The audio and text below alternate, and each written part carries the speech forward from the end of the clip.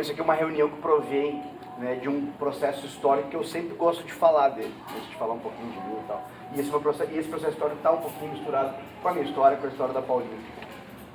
Eu também era um empresário, tinha minha vida particular, tinha um pouquinho de visão mais privilegiada porque eu tinha contatos com o professor Olavo de Carvalho, né, desde cedo, desde 1998, 99. Só que isso, com as obras dele, sobretudo, né, isso me deu realmente uma capacidade analítica muito boa em enxergar a realidade. Ele realmente dá isso. Eu cito isso. Alguns olavetes não estão gostando que eu tenho estado, eu vou citar sempre isso. Esse contato com o Olavo sempre vai dar essa possibilidade para as pessoas. Né? Ninguém consegue sair do que eu saí sozinho, a maioria das pessoas não conseguiu. O Olavo sempre foi um cara que fez isso para as pessoas. Então, tem esse processo histórico, né? que nasce nos anos 90, nos anos 80, onde quando a gente vai para a passagem da ditadura militar para a democracia, os militares, um tanto que largam a cultura do Brasil na mão da esquerda. Né? A esquerda faz um processo de guerra, né? De militância, de guerrilha, e se infiltra tanto nas universidades quanto nas redações de jornais. Né? Isso faz com que a nossa sociedade tenha sido amordaçada aos poucos, né? Aos pouquinhos. Né? Aquela cultura foi sendo roubada da gente. Passa os anos 90, aquela dobradinha PT e PSDB começa a ficar muito clara no poder, sobretudo na presidência da República. Nós, como povo, vamos seguindo, né, achando que a gente estava numa democracia, mas efetivamente nós não estávamos numa democracia. A gente já tinha uma discussão e um processo de opinião pública, tudo dentro de um espectro político só. Isso foi sucedendo, foi aumentando, o PT chega ao poder nos anos 2000, faz tudo o que fez, então eles já tinham o poder cultural lá nos anos 80, 90, tiveram daí o poder político a partir dos anos 90, dos anos 2000, e começaram a roubar, fazer caixa para ter o poder econômico. Isso é um clássico da ditadura perfeita de Vargas Llosa. Vargas Llosa dizia, tu tem uma ditadura perfeita como o PRI mexicano. O PRI mexicano ficou 84 anos no poder no México pela democracia. Entendo isso, né? Então, pela democracia, os caras ficaram 84 anos no poder. Ou seja, tu tem aí uma ditadura onde as pessoas já nem sabem mais e percebem mais que elas estão na ditadura. Isso foi um pouquinho da história no Brasil dos anos 80, 90 para cá. A gente estava preso dentro de um espectro político só, dentro de um debate político só. E isso fez com que o PT dominasse a opinião pública a tal ponto de eles roubarem e seguirem no poder. Ou seja, nós não tínhamos forças suficientes para reagir. Né? Nós não tínhamos partido político, nós não tínhamos líderes políticos, nós não tínhamos nenhum tipo de associação política que a gente pudesse ter força. Eis que em 2013 o PT tenta daí o golpe final da democracia brasileira, né? Era o quê?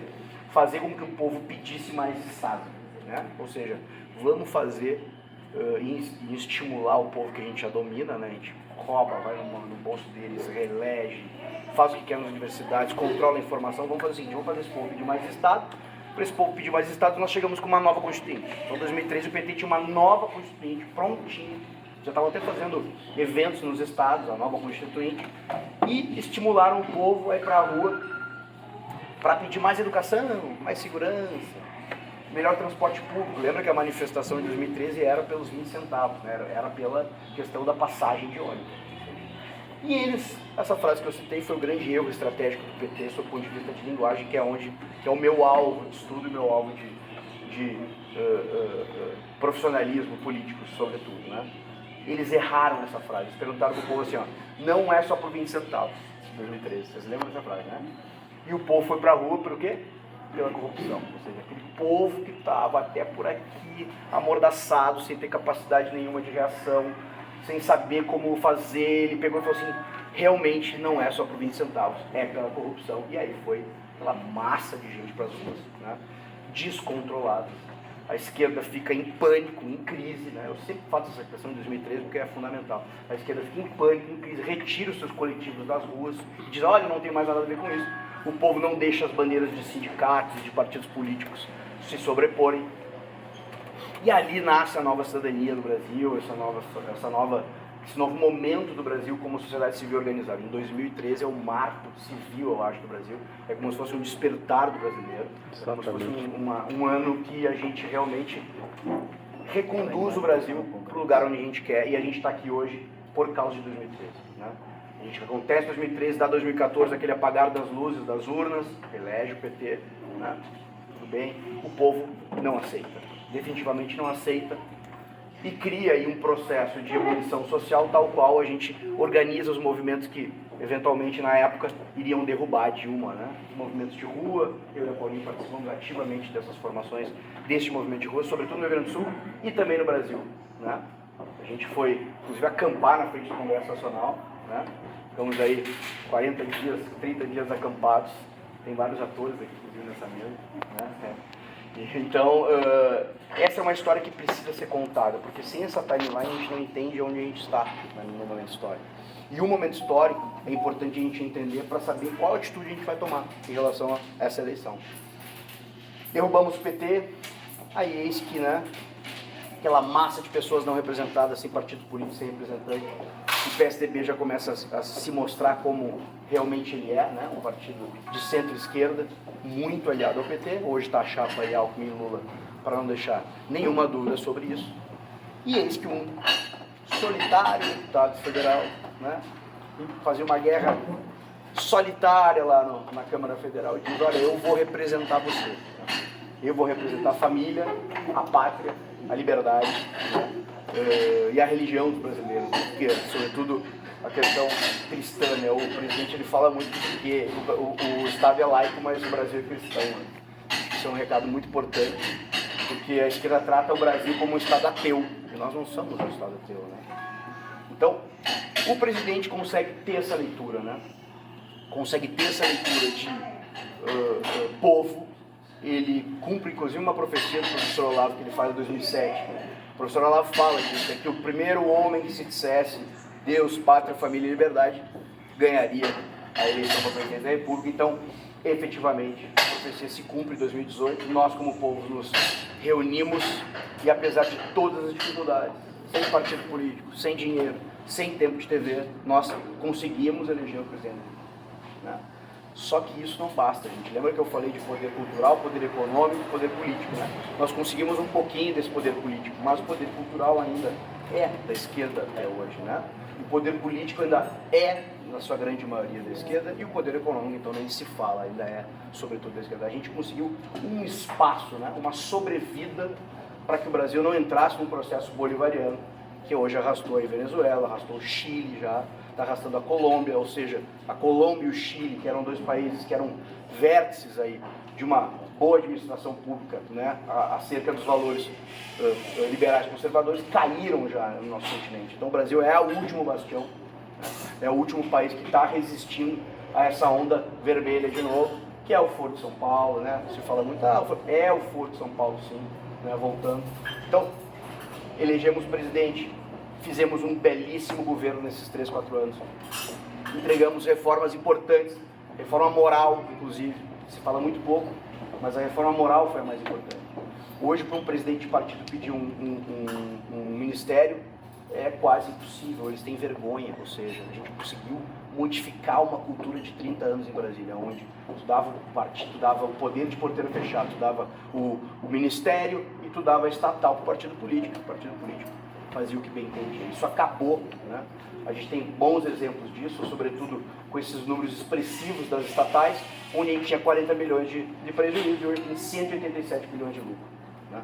Vejam a diferença que faz um simples governo honesto, que tira essas ratazanas da administração pública. Isso é só um pouquinho dos feitos que a gente vem fazendo no governo. Esse governo, sim, eu falo com toda a tranquilidade do mundo, inclusive isso está na minha operação que está famosa, é a Vira-Voto, é o melhor governo da história do Brasil, desde a redemocratização. E nós temos que brigar por isso, nós temos que mostrar isso, né? Economicamente nem se fala, Paulo Guedes fez um movimento anticíclico agora e baixou impostos, né, enquanto o mundo está queimando inflação, ou seja, a gente tem aí uma equipe econômica que nunca aconteceu, que nunca teve no Brasil, né? Pessoas se doando, lá perdendo dinheiro para trabalhar em Brasília. A gente tem ministérios técnicos que nunca existiram também, sempre foram alvos de apadrinhados políticos. Então, todos esses feitos foram feitos apesar de toda essa movimentação contra da mídia e esses poderes culturais aí que a gente está conversando. Na cultura, então, nem se fala, né? Eu trabalhei um pouquinho na cultura. Só na Lei Rouanet a gente tinha 13 bilhões de reais de contas não prestadas, ou seja, as pessoas tiravam dinheiro e não prestavam contas do evento. Eventos que não existiram, 13 bilhões de reais. Então vocês vejam os números gigantescos, né, que alimentaram durante muito tempo toda essa militância de esquerda, né? Essa alta militância sendo nos artistas, né? Sendo até em esferas, hoje que a gente está vendo, jurídicas, que é uma parte também que nos preocupa muito. Então, a gente faz um bom governo, venha a pandemia, o presidente tem esse cuidado na pandemia, eu sempre falo isso, o presidente conseguiu, com a sua personalidade forte, segurar um movimento mundial, né? Em relação a um tranca-tudo, que hoje se prova, né? Que era errado. O Brasil, eu sempre digo isso, o Brasil não é uma Suíça para trancar todo mundo dentro de casa.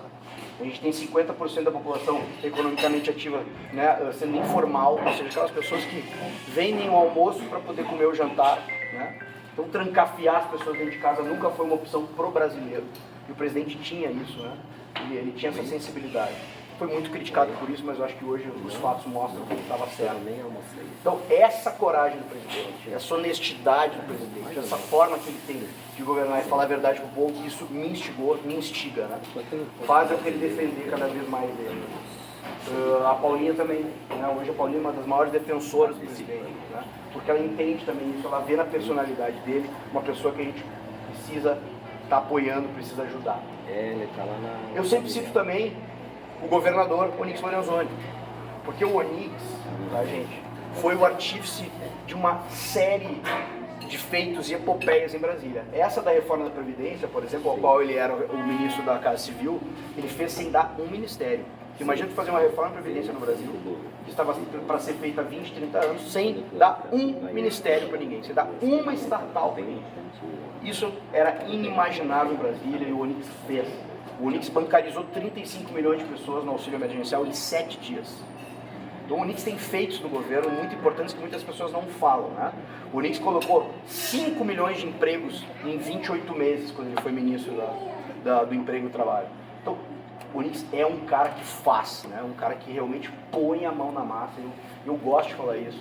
Eu acho que ele merece, né? Pouco falar dos feitos do Onyx no governo, né? Muita gente acaba não analisando com um olhar mais fino as coisas que ele fez. Então, assim, a gente tem uma grande oportunidade de fazer a alternância do poder no Rio Grande do Sul, onde a gente tem centro-esquerda e esquerda há quase 30 anos. Né? É a hora da direita no Rio Grande do Sul, a hora de botar uma pessoa de direita no Rio Grande do Sul, né? De centro-direita. Então eu não entendo o gaúcho que se diz Maragato ou Chimango, só eleger Chimango nos últimos 30 anos. Então na hora de a gente mudar um pouquinho. Acho que essa força em cima também da candidatura do Onyx, ela é importante para o nosso povo, para o nosso Rio Grande do Sul. Então, esse momento histórico agora, de 22, é qual? Conseguimos despertar em 2013, conseguimos derrubar o PT em 2015, 2016, elegemos o presidente em 2018, agora nós precisamos reeleger o presidente. Aqui no Rio Grande do Sul, especificamente, colocar uma alternância de poder com o Onyx, no caso, mas, sobretudo, melhorar os nossos quadros nas câmaras legislativas. É importantíssimo, gente. A gente viu e vocês sentiram isso, né? Não adianta, né? Hoje o Poder Legislativo tem, sim, uma predominância entre os poderes, porque é ali que se faz, né? Se julga praticamente tudo, inclusive o próprio STF, né? Que podia estar sendo melhor emparedado pelo Senado da República.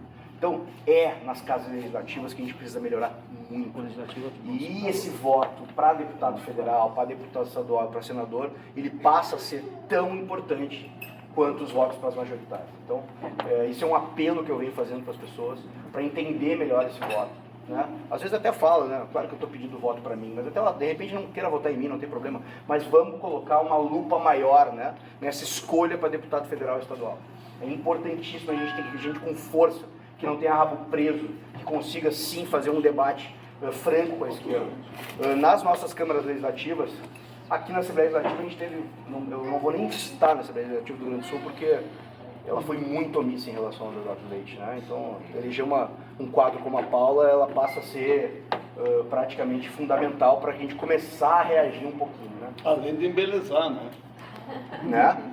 Na Câmara Federal, a nossa legislatura de 2018, com todo respeito, não segurou o tranco, né? Nós não conseguimos ter uma capacidade de defesa relativamente boa do presidente, do governo, para que a gente pudesse navegar aí de uma forma mais tranquila.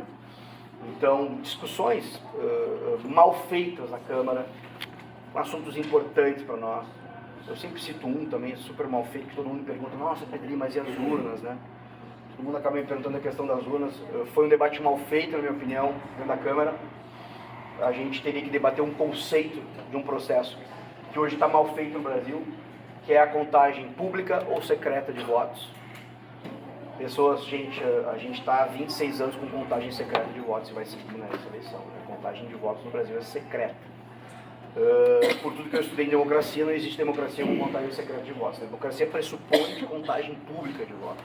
Depois a gente vai discutir a tecnologia da urna, né? A gente vai discutir se o voto vai ser impresso ou não, como vai ser. Mas a essência do debate não foi colocada na Câmara, né? A contagem tem que ser pública dos votos, né? A festa da democracia, ela não é o voto da pessoa, ela é a contagem do voto das pessoas.